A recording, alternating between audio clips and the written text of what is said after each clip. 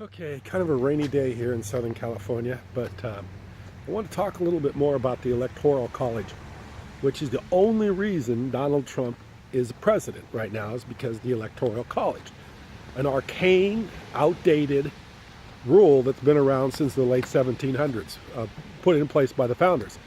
Why they did it, I have no idea, because it really wasn't even relative back then. It's a non-democratic way of electing somebody.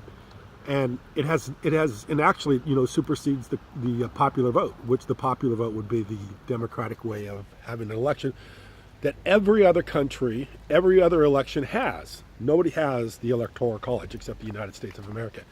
And it's only really ever become relevant a few times, very few times, since the country's been founded. So this is really an awkward, outdated, antiquated way of electing somebody as to the Electoral College.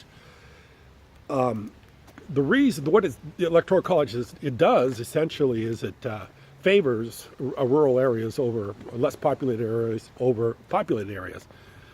And if you listen to people like Bill O'Reilly, who I listened to last night, his logic is, hey, if you don't have the Electoral College, candidates just going to go spend all their time in major metropolitan areas like Los Angeles or Chicago or New York, and they won't spend any time in the rural areas, and that means that they don't spread their time out across the entire country, which is bullshit.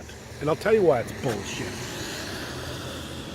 Today, anytime anybody goes out and does anything, it's on the internet, it's on CNN, it's on Fox News, it's on CNBC, it's all over the place. You don't need to physically go someplace to be campaigning.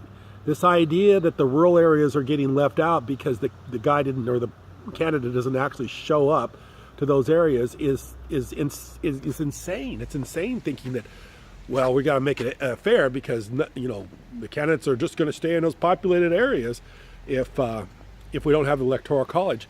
We live in an age of technology, an age of communication, an age of where I can sit here on a cell phone in Southern California and anybody in the world can see it once I've uploaded on YouTube.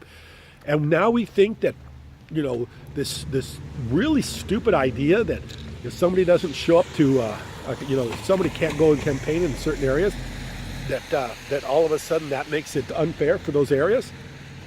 That's crap. It's always been crap. I mean, I heard the argument about the reason the founders set this up because of slave states. I don't know if that was the case. I don't know why they would have done it.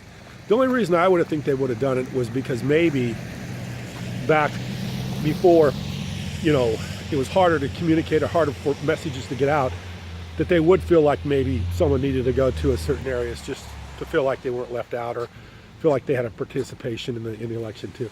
Completely irrelevant, completely arcane, completely non-useful, should never have been. Donald Trump should have never been elected. He didn't win the popular vote, lost by almost 3 million votes. So the Electoral College has got to go. It's just one of the stupidest things our country does. One of the complete stupid. The fact that it could change or sway this election the way it has is even more reason to get rid of it. That you can let somebody like Donald Trump, who shouldn't even have been in the race, should have been discounted from the very beginning, end up being president over the Electoral College. Just complete insanity. So it's got to go. It's got to go. It's got to go. I appreciate you watching. Thank you.